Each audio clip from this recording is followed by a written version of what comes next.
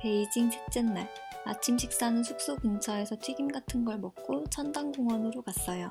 텐단동문역에서 내리자마자 보였던 홍교시장. 외국인은 진주나 무조품을 사러 간다고 하는데 저는 가지는 않았어요. 문을 찾아서 헤매다 들어온 천당공원. 여기는 황제가 매년 정월 풍년을 기원하던 기년전이라고 합니다.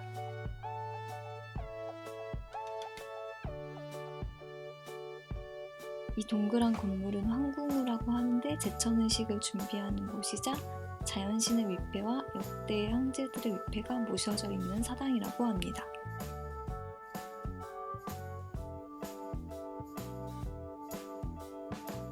제사를 준비하는 곳과 제사를 지내는 곳을 이어주는 흰 대리석으로 된 이것은 단폐교라고 하는데 길이가 360m인데 이것은 1년 365일을 의미한다고 합니다.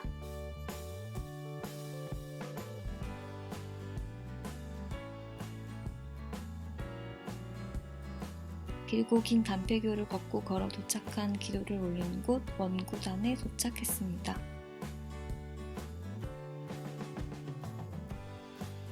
원구단의 포토스팟은 저 한가운데에 볼록하게 올라온 돌, 천심석입니다. 과거 황제가 하늘에 구하는 제문을 읽던 자리인데 저 자리에서 작게 말해도 소리가 크게 들린다고 해서 저 위에서 소원을 비는 모습으로 사진을 찍는 중국인 관광객들이 정말 많았어요. 이 넓은 공원에 문이 2개가 있는데 하나는 동쪽에 하나는 남쪽에 있었어요. 저는 동문으로 들어가서 남문으로 나왔는데 다음 관광지가 북쪽에 있어서 다시 돌아가기엔 너무 넓은 거리여서 택시를 타고 가기로 마음먹었습니다. 하지만 남문에 있던 택시들은 모두 딜을 하려는 택시들이고 또 지나가는 택시도 없어서 결국 3륜 오토바이를 타보기로 했어요. 전날 호통거리에서 많이 봤던 터라 한 번쯤은 타보고 싶기도 했고요. 여자 운전기사님이셨는데 노래를 틀고 신나게 달리셨어요.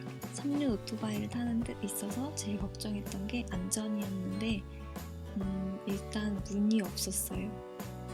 그리고 속도는 빠르지 않지만 너무 덜컹거리고 흔들려서 주변에 쌩쌩 달리는 차가 있으면 정말 무서웠을 것 같아요.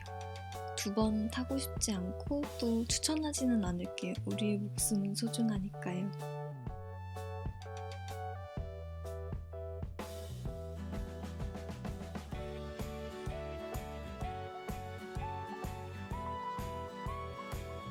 주스커우역 근처에서 내린 저는 첸먼다지의 천문대가로 갔습니다.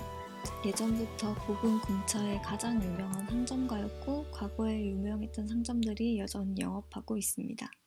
전문대가의 볼거리 중 하나는 이렇게 거리나 가게를 상징하는 재미있는 동상들이었는데요. 동상 옆에서 기념사진을 촬영하시는 분들도 있었어요. 바닥을 보면 기차 레일이 있었는데 관광객을 위한 트램을 운영하고 있었어요. 여기는 오랜 역사를 가진 옷가게였는데 여전히 영업하고 있었고 또 앞에는 옷을 만들기 위해 치수를 재고 있는 동상도 있었어요. 그리고 중간중간 가게 앞에는 초상화를 그려주거나 붓글씨를 써주는 노점도 있었어요. 드디어 가로로 된 길 선옥으로 갑니다. 오른쪽에 있는 가게가 오유태자집인데 녹차 자스민 아이스크림을 판매합니다. 착가게 앞에 있던 동상인데 찻잎을 사고 계산하는 모습 같아요. 선호구 길로 들어가다 보면 음식을 파는 식당과 노점들을 볼 수 있는데요. 야시장 같은 느낌의 노점들, 식당들이 많았습니다.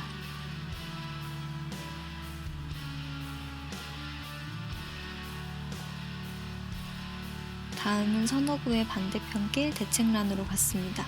서태후가 반한 구불리 만두집도 여기에 있습니다. 다시 전문대가 길로 나와 발견한 역사 깊은 오리고기집 전취더. 그리고 다시 선호구 쪽으로 가서 오유태 찻집에서 아이스크림을 먹었어요. 전문대가와 너무 잘 어울리는 스타벅스.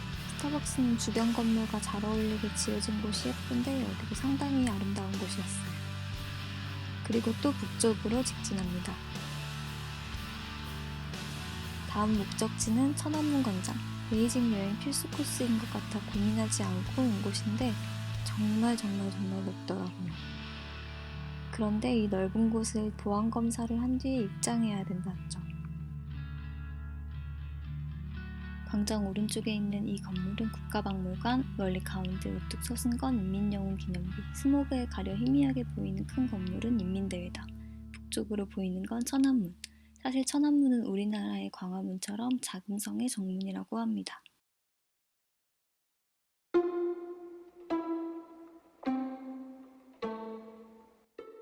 가운데를 향해 걷다 보니 마오쩌둥의 초대형 초상화가 점점 가까이 보입니다. 실제로 보면 천안문 자체도 정말 거대하지만 저 초상화도 정말 거대했어요. 마오쩌둥의 초상화를 뒤로하고 천안문을 지나왔으니 자금성에 가봐야겠죠? 지금 보이는 것은 오문이라고 하는 자금성으로 들어가는 문인데 엄청난 규모의 문으로 기네스북에 올라와 있다고 합니다. 우리나라에서 자금성이라고 불리우는 이곳은 사실 고궁박물원이라고 합니다. 고궁이라고 부르기도 하고 몇몇 건물의 내부 공간이 박물관으로 쓰이고 있기 때문에 고궁박물원이 정확한 명칭입니다. 하지만 중국의 진짜 진귀한 보물은 대만 타이베이에 있는 고궁박물원에 있다고 합니다. 오문을 지나 보이는 저 하얀 다리는 금수교입니다. 중국에서 현존하는 다리 중 가장 아름다운 다리로 평가된다고 합니다. 그리고 지금 보이는 이 길은 황제만 다닐 수 있는 길이었다고 합니다.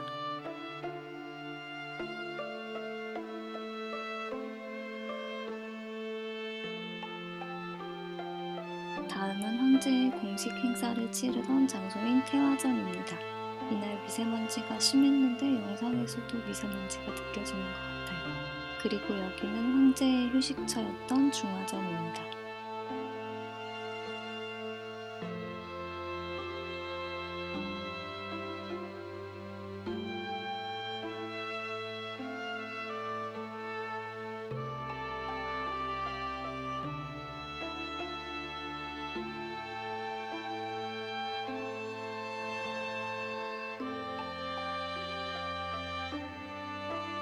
자금성 뒤쪽에는 어화원이라고 하는 정원도 있었는데요. 크고 모양이 특이한 나무들이 많은 게 특징이었습니다.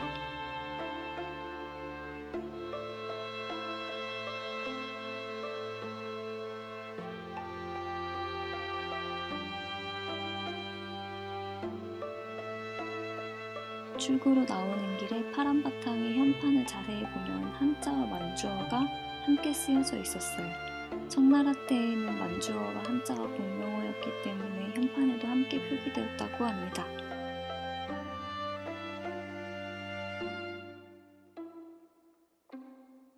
그럼 이제 저 멀리 보이는 경산공원으로 출발합니다. 경산공원 내부는 아주 잘 꾸며진 정원 같은 느낌이었습니다. 산의 제일 꼭대기에 있는 만춘정이 자금성을 한눈에 내려다볼 수 있는 곳이어서 만춘정까지 올라갔습니다. 참고로 이곳 역시 자금성을 만들 때 주변에서 나온 흙으로 만든 인공산이라고 합니다. 경산공원에서 내려다본 자금성의 모습, 미세먼지가 가득해서 뿌옇게 보이기는 하지만 정말 크고 웅장하고 멋있었어요. 경복궁을 내려다보면 어떤 느낌일까 하는 생각이 들었습니다.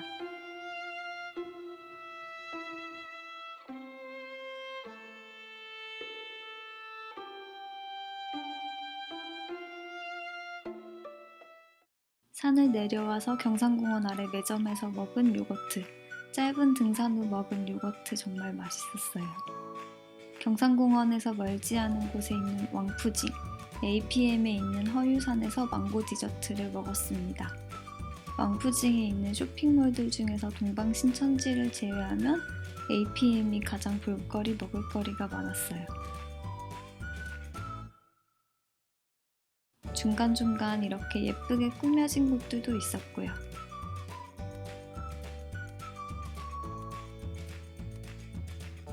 이날의 마지막은 쇼핑, 7호선 광취먼레이역 근처 까르푸에서 장을 보고 하루를 마무리했습니다.